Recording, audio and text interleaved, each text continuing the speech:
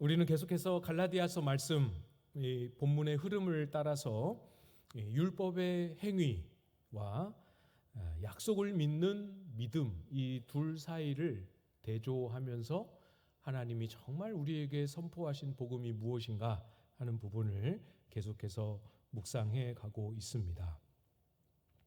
하나님은 저와 여러분의 믿음을 통하여 일하시기로 처음부터 그렇게 작정하셨습니다. 그래서 하나님이 우리에게 주시마 약속하신 그 약속을 믿는 자들에게 그 약속에 담긴 유업을 주시지요. 이 믿음에 대해서 우리가 이해를 할 때 저는 그 예수님께서 십자가에 이제 못 박히실 것을 예고하시면서 모세가 광야에 놋뱀을 든 것에 빗대어 말씀하신 본문이 있습니다. 이 본문이 저에게는 이제 믿음을 이해하는 데 참 많이 도움이 되는 것 같아요. 이게 어떤 거냐면 민수기 21장에 보면 이스라엘 백성들이 광야에서 만나로 인하여 또 물이 부족한 것으로 인하여 하나님 앞에 원망합니다. 모세를 원망했죠. 그것은 사실 하나님을 원망한 것과 같은 의미였습니다. 그래서 하나님이 민수기 21장에 보면 백성들에게 벌로 불뱀을 보내십니다. 불뱀을 보내서 백성들을 물게 하셨습니다. 뱀에 물린 자들마다 목숨을 잃었습니다. 그때 백성들이 뉘우치죠. 우리를 위하여 기도해달라. 모세가 백성들을 위하여 기도했을 때 하나님이 모세에게 말씀하셨습니다. 놋뱀을 만들어서 장대에 높이 달아라. 그리고 그 놋뱀을 보는 자마다 살 것이다. 이렇게 말씀하셨어요. 믿음이 뭔지를 정확하게 보여주는 대목입니다. 뱀에 물린 사람들이 죽지 않고 놋뱀을 보면 죽지 않고 그 뱀에 물린 것이 치유되었습니다. 살 수 있었습니다. 그런데 여러분, 뱀에 물린 사람들이 죽지 않고 치유를 경험하게 되는 일과 장대에 높이 달려있는 놋뱀을 보는 일과 이 둘 사이에 이해되십니까? 불뱀에 물려서 있는 사람들이 고침을 받는 것과 놋뱀을 쳐다보는 일 사이에 아무런 연결고리가 없습니다. 이해되시죠? 의학적으로도 생물학적으로도 우리의 모든 상식을 동원해도 그걸 쳐다본다고 나을 것을 기대할 수는 없습니다. 보는 일과 정말로 나음을 얻는 일 사이에 이 연결고리를 채우고 설명할 수 있는 것은 딱 한 가지밖에 없죠. 그게 뭡니까? 뭐죠?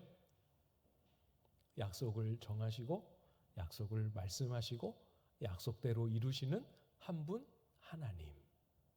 그분을 믿는 믿음이 뱀에 물린 자들을 치유해 주신 것이죠. 이것이 성경이 가르쳐주는 믿음이요 믿음의 원리입니다. 그래서 우리가 무엇을 믿어야 하는가의 구체적인 내용이 되는 이 믿음의 내용이 구속 역사 안에서 완전히 계시된 후에는 저와 여러분에게 하나님의 백성들에게 새로운 세상이 열리게 됩니다.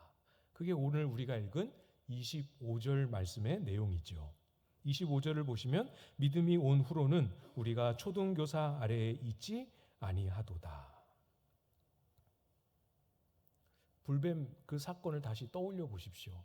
뱀에 물려서 시름시름 이제 앓다가 언제 죽을지 모르는 형편 가운데 있었던 사람들에게 저기서 놋뱀이 장대에 매달려 높이 들린 것을 보았습니다. 이것은 뱀에 물려 죽어가는 사람들에게는 생명을 주는 새 시대, 새 길이 열린 것과 똑같습니다.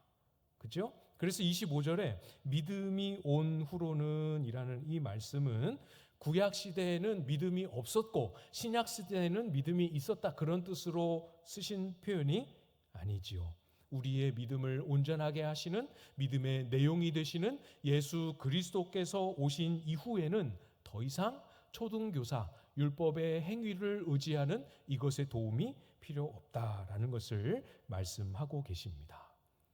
믿으면 되는데, 믿음으로 말미암아 행하시는데, 우리의 믿음의 내용에 되는 것이 전부 다 이제 예수 그리스도의 십자가로 말미암아 드러나고 계시되었습니다. 하나님은 저와 여러분의 믿음으로 말미암아 일하시기로 작정하셨다 말씀을 드렸죠. 어떤 일을 하십니까? 우리 믿는 자들에게 무엇을 행하시지요? 26절입니다. 26절 말씀을 여러분이 한번 읽어주시겠습니다. 26절 시작.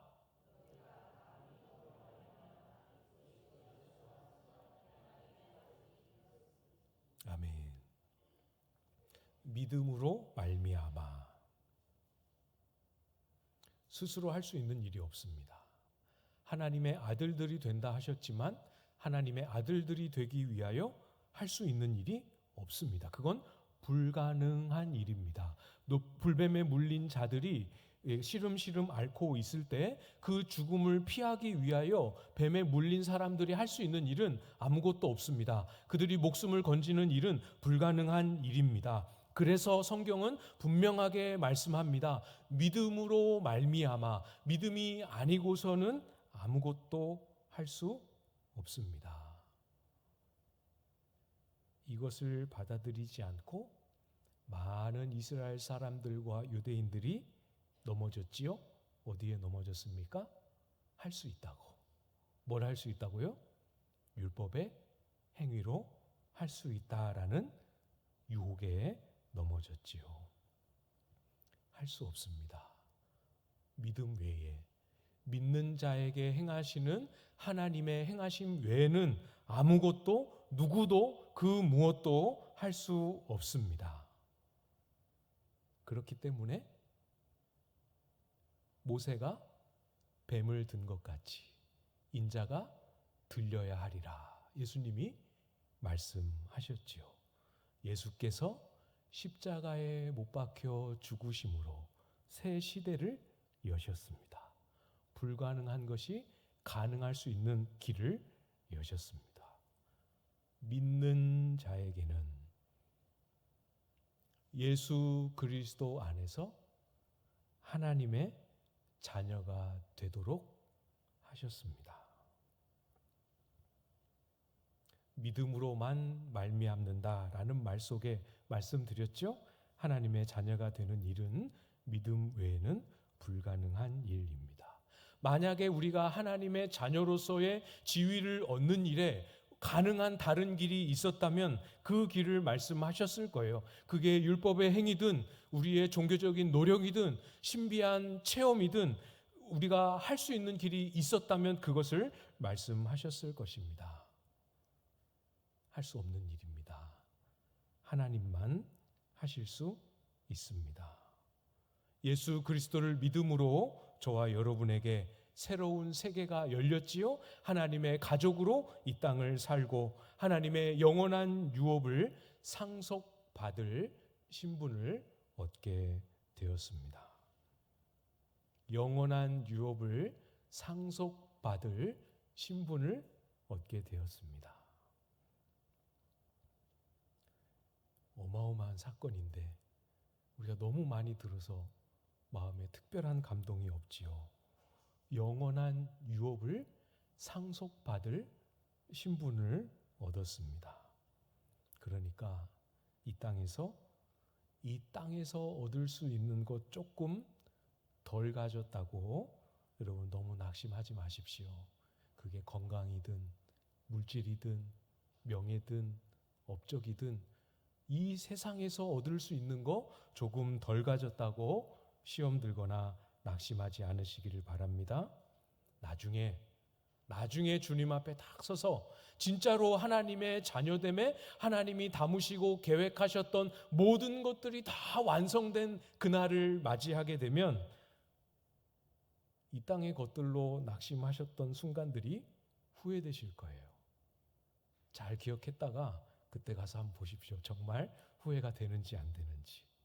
이 땅의 것을 조금 더 어둠으로 인해서 그 자체로 웃고, 이 땅의 것을 조금 잃어버림으로 그것으로 울고 했던 그 순간들이 주님 앞에 딱 섰을 때, 하나님의 자녀로서 영원한 유업을 상속받는 그 순간에 섰을 때, 그때 울고 울었던 순간들이 얼마나 믿음이 없었던 건지, 얼마나 하나님 앞에 민망한 일인지 깨닫게 될 것입니다.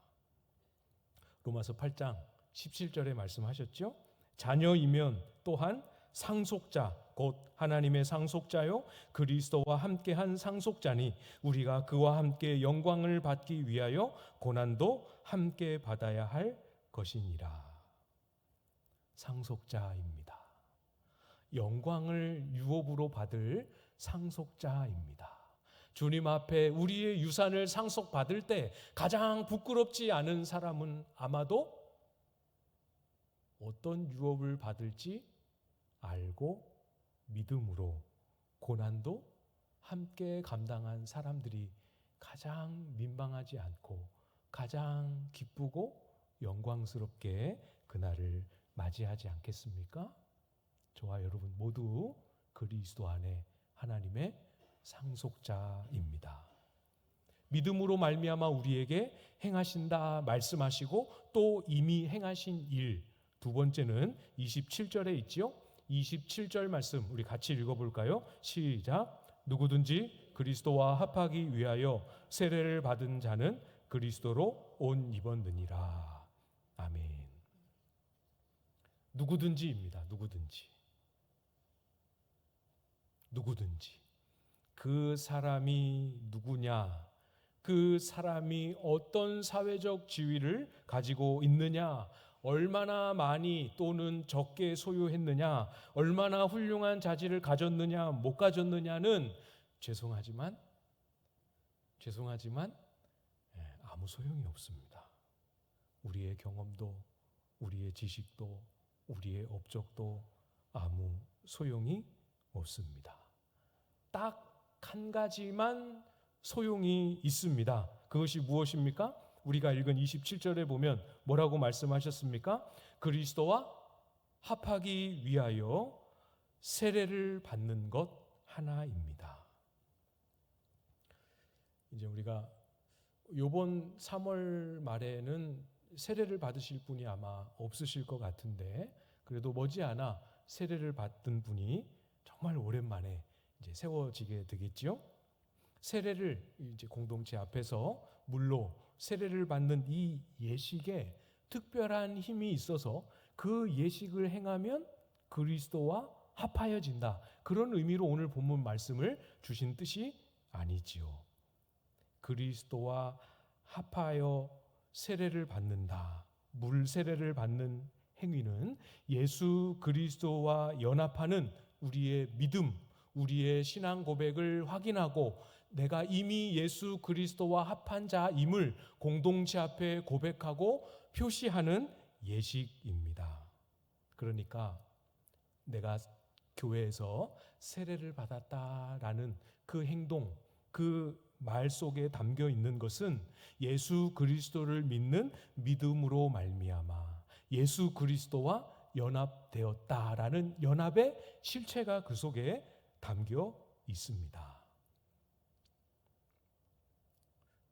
손을 들어보십시오는 안 하겠지만 마음으로 손을 들어보십시오. 마음으로 주무시다가 얼른 손 들지 마시고 마음으로만 세례를 받으신 분 마음으로 손 들어보십시오. 그리스도와 연합되어 그리스도 안에 거하고 계십니다. 알고 계십니까? 네, 믿고 계십니까? 예수 그리스도와 합하여 세례를 받은 자에게 무엇을 오늘 본문이 말씀하셨죠? 예수 그리스도로 옷 입었느니라. 우리에게 옷을 입혀 주셨습니다. 근데 그 옷이 그냥 옷이 아니고 우리가 입을 수 있는 옷, 의복 중에 가장 아름답고 화려하고 좋은 옷이 아니고 예수 그리스도로 옷을 입혀 주셨습니다. 놀랍지요. 이게 우리의 자랑이고, 이게 우리의 자존심이고, 이게 우리의 자부심입니다. 우리가 자랑할 수 있는 거 딱 하나, 나에게 입혀주신 예수 그리스도의 영광과 의로우심과 존귀하심, 이거 하나죠. 예수 그리스도로 옷 입었다. 알 것 같은데, 옷을 입었다 하니까 얼마나 쉬운 표현이에요. 알 것 같은데 예수로 옷 입었다. 뭘 말씀하시고 싶은 걸까? 예수로 옷 입었다라는 말은 우리가 예수처럼 바뀌지 않았다는 뜻이에요. 옷을 헤치면 그 속에는 여전히 나입니다. 이해되시죠? 그 속은 여전히 우리 자신입니다. 본질상 하나님의 진노의 자녀였던 흔적이 아직 남아 있습니다. 벗겨보면 그 입었을 때는 상상할 수 없었던 흉측하고 어그러진 모습이 그 속에 들어 있습니다. 미움, 이기심, 증오의 흔적이 그대로 남아 있습니다. 고슴도치의 등에 가시처럼 사람 상처 주는데 아주 익숙하게 습관화되어 있는 우리의 뾰족뾰족한 말과 행동의 습관들이 여전히 옷 입은 그 속에 남아 있습니다. 자랑할 게 있습니까, 여러분? 옷을 조금만 헤쳐도 그 모습이 드러날까 숨기기 바쁜 게 우리의 실체입니다. 자랑할 게 있습니까? 없지요. 옷을 벗고 내 속을 들여다보면 들여다볼수록 이 복음의 은혜에 합당하지 못한 나를 발견할 뿐이지요. 이게 기독교 신앙입니다.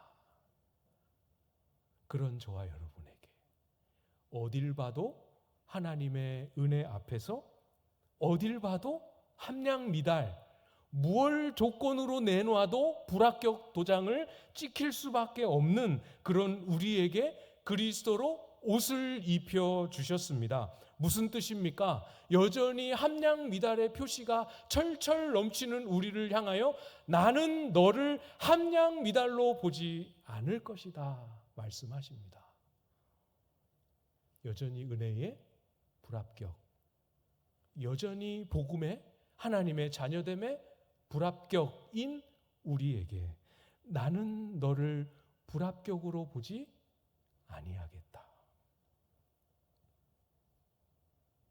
예수 그리스도로 우리를 옷 입혀 놓으시고 옷을 입혀 놓았으니 어떻게 보입니까? 하나님은 저와 여러분을 예수 그리스도의 의로우심을 보듯이 의롭게 보시고 예수 그리스도의 영광을 보듯이 저와 여러분을 영광스럽게 보시고 예수 그리스도의 존귀하신 아들의 형상을 보는 그 눈빛으로 저와 여러분을 함량미달인 불합격인 저와 여러분을 자기 아들의 존귀함을 보듯이 저와 여러분을 그렇게 바라보십니다. 그리스도로 옷 입히셨다라는 말 속에 담겨 있는 의미이지요. 그리스도의 영광과 존귀를 보는 하나님 아버지의 사랑 가득한 눈빛으로 여러분을 보고 계십니다. 제 눈에도 여러분을 보는 사랑 가득한 눈빛이 느껴지십니까? 예, 해주셔야 되는데 해주십시오. 비교할 수 없을 만큼 사랑 가득한 눈빛으로 저와 여러분을 보고 계십니다. 여러분 성경에 보면 예수님에 대해서 말씀하실 때 우리의 대언자이시다 말씀하십니다. 대언자 들어보셨습니까? 보혜사라고도 번역되기도 하는 단어죠. 요한일서 2장 1절에 이렇게 말씀하셨어요. 나의 자녀들아, 내가 이것을 너희에게 쓰면 너희로 죄를 범하지 않게 하려 함이라. 만일 누가 죄를 범하여도 아버지 앞에서 우리에게 대언자가 있으니 곧 의로우신 예수 그리스도시라. 우리가 죄를 범하여도 우리 아버지 앞에서 우리를 대언하실 분이 의로우신 예수 그리스도라 말씀하십니다. 무슨 대언을 해주시길래요? 뭐라고 대언해 주십니까? 제가 오늘 이 갈라디아서 말씀을 묵상하면서 요한일서에 우리를 대언하시는 이 대언은 얘는 괜찮은 사람입니다. 얘는 좋은 사람입니다. 얘는 의로운 사람입니다. 라고 말로 해주는 대언이 아니구나. 그리스도의 의로우심으로 우리를 옷 입혀주신 대언이구나. 말로만이 아니라 아닌 걸 기다해 주시는 거짓말이 아니라 우리를 진짜로 의로우신 예수로 옷 입히심으로 저와 여러분이 하나님과 천사들과 오고 오는 모든 세대 가운데 의로운 자라 일컬음을 받게 하셨습니다. 우리가 오전에 묵상했잖아요. 하나님의 성령을 근심하게 하는 일이 몇 가지 찾으셨습니까? 있지요. 그렇게 많이 그렇게 자주 성령을 근심하게 하는 일이 있음에도 불구하고 성령을 근심하게 하는 일이 있음에도 불구하고 우리는 우리의 근본 정체성을 망각해서는 안 됩니다. 우리는 잘 기억하십시오. 우리는 예수 그리스도로 옷 입은 하나님의 아들, 딸입니다. 이거 딱 붙잡고 서십시오. 애통해야 될 때는 정말 내일 죽을 것처럼, 오늘 죽을 것처럼 애통하며 회개해야 하지만 그래도 우리는 그리스도로 옷 입은 하나님의 자녀입니다. 하나님이 우리를 존귀하게 여기십니다. 얼만큼 존귀하게 여기십니까? 예수의 의로우신 만큼 우리를 의롭게 여기시고 예수 그리스도의 공로만큼 우리를 존귀하게 여기시고 예수 그리스도의 영광만큼 우리를 영화롭게 여기십니다. 정말 말씀하시고 여기시는 그대로 저와 여러분을 영화롭게 만드실 것입니다. 우리를 이만큼 귀하게 여기시는 은혜를 힘입고 하나님 앞에 서실 수 있기를 간절히 소망하고 기도드립니다. 여러분 속에 예수 그리스도로 옷 입은 하나님의 자녀됨과 그 자녀됨의 영광과 존귀가 여러분 속에 있으십니까? 그걸 확인하고 누리고 계십니까? 내 속에 그것이 넘쳐나고 있다라는 것을 여러분은 감지하고 계십니까? 내가 그런지 어떻게 확인할 수 있지요? 옆 사람을 보는 눈을 보면 알게 됩니다. 28절이지요? 28절 말씀 여러분이 한번 읽어주시겠습니다. 28절 시작.